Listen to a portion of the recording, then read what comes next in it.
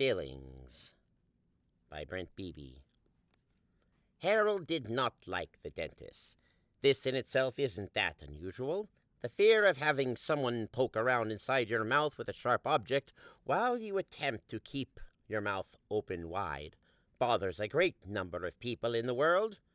So when Harold found himself kidnapped, taken by force to some makeshift dentist's office, which was nothing more than a chair, to be precise, where he found someone else's fingers poking around in his mouth without his consent, he found himself petrified with fear. This turned out to be literal, as every attempt to make his escape was met with silence. Nothing would move, including his mouth. And it was a pretty mouth, he heard someone say one time, or at least he thought he heard it. But why would anyone say something about a patient? Harold awoke some time later, his memory fuzzy and his jaw sore. He glanced around. He was inside a dentist's office, a real one, complete with a number of giant, smiling plastic teeth, each holding a tube of toothpaste in their giant cartoon fingers. It had dentist chairs, dentist tools, and most likely other dentist items. Harold did not confirm this, but that wasn't what he was focused on. The place was empty. No staff and no other patients. He looked about, synaptic dust bunnies running scared through his head. The dream was in his memory still, but it was fading fast. He stood just in time to see its final slivers of memory vanish into the dark cubbyholes of his mind. Now all he could think about was what he was doing at the dentist's office. He hadn't had an appointment. In fact, he was avidly avoiding doing so at any time.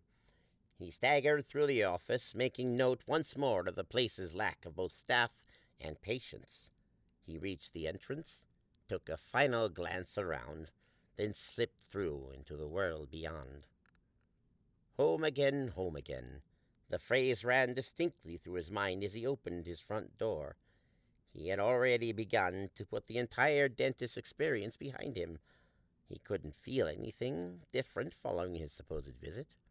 He was even starting to think the place might not have been a real dentist's office, or rather a movie set, or something of that nature. Yes, he had almost convinced himself of this when he heard a familiar sound. His wife. "Where the hell have you been?" This was a standard question in his household, at least from her. He himself never gave a damn when she left the house or how long she'd been gone. Dentist appointment. He was surprised that came out as it did. Matter of fact.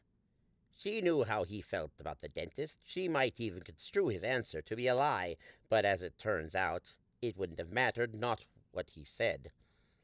"For 3 fucking days?" Time stopped for Harold. More like he hoped it would, as he needed more time to process her statement. But, as is most desires among men, it was not to be. "You want to try that again?" At least she was giving him a second chance. "I was there." He could feel his second chance melt before his very eyes, as if it were an illusion that took the time to hit him with a wad of spit just before disappearing from view. Illusions can be such cock teases. She fixed him with a gaze that could turn a stone into a harder stone. "You were drunk. Have the guts to tell me that, at least. Unless you were with someone. What was it?" First time she ever used sarcasm, he thought. She did it pretty well.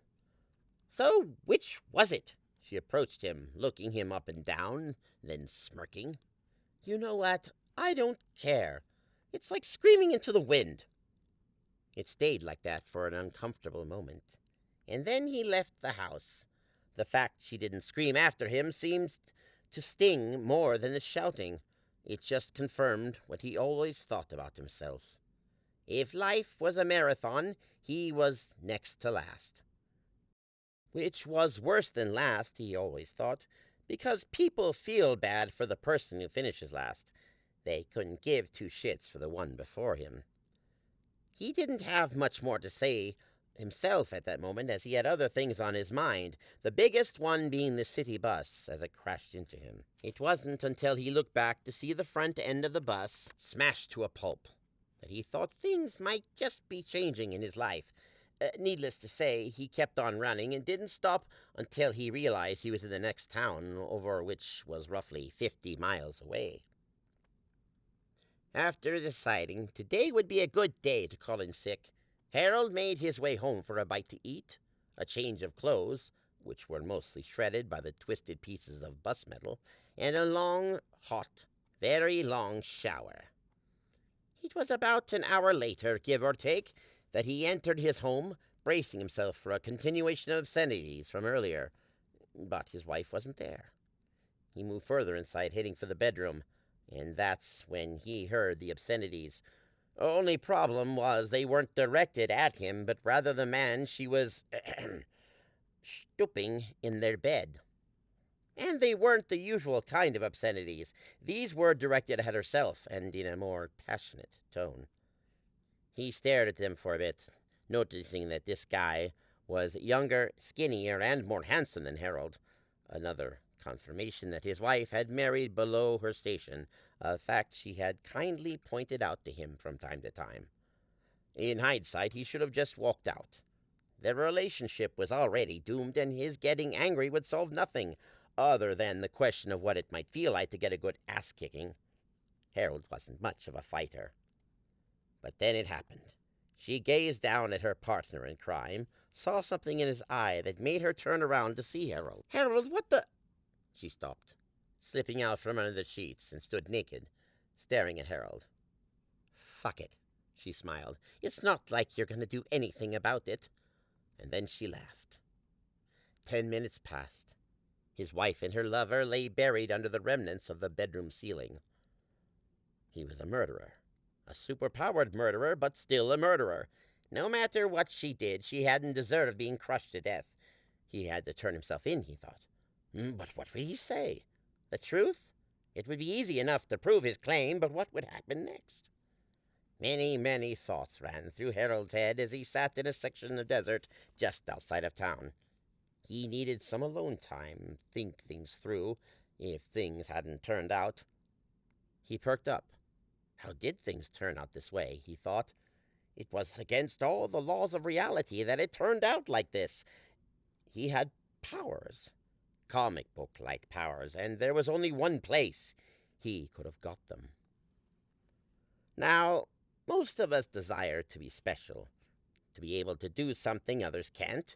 Why do you think comic book movies are so popular? That stuff gives people, men and women, a figurative hard-on.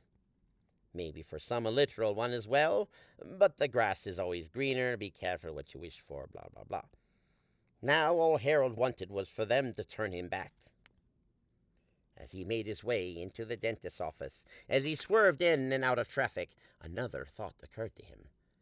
And he was surprised that this was the first time he thought it. Just who exactly were these people, and why did they do this to him? He wasn't sure he wanted to know.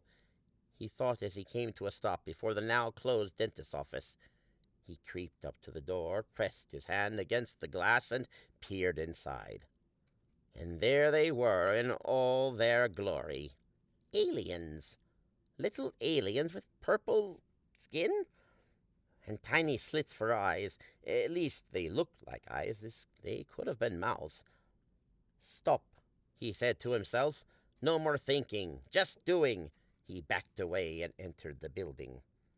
He had taken only a few steps when a ray of floodlights burst to life. It took him almost 2 minutes to regain his vision, and once he did, there they were. Aliens, beings beyond the stars, or, to be frank, intergalactic assholes who like to mess with humans. Take your pick. They approached Harold from all sides. They were of the classic gray variety, big heads, long arms and legs, small bodies, except purple, and except these ones also had teeth. He could see them through their creepy grins. He wasn't sure if they were being sinister or planning to eat him. Excellent. He heard the word right as rain. but not through his ears. It was in his head. Just as we thought. Easily manipulated DNA. Our greatest weapon will be one of their own, etc., etc., etc. That last one wasn't from them. It was just Harold paraphrasing in his mind. He couldn't hear every single one of them, each of their individual thoughts. Get out of my head! They convulsed as they slapped their tiny hands over their ears. They began to squeal like that horrific sound rabbits make as they're being killed. Wow, thought Harold. And that's when he sprung into action. Now, all said and done, he was like a goddamn angel of vengeance. It couldn't have taken him longer than 5 minutes before the entire building was littered with bits and pieces of aliens with a nice layer of green blood to complete the effect. I just stopped an alien invasion, he thought. He smiled. It was a beautiful thing to see, one might have said, if they were there to see it. He looked to the ceiling above him, a single thought drifting into his mind. Fly. And he did.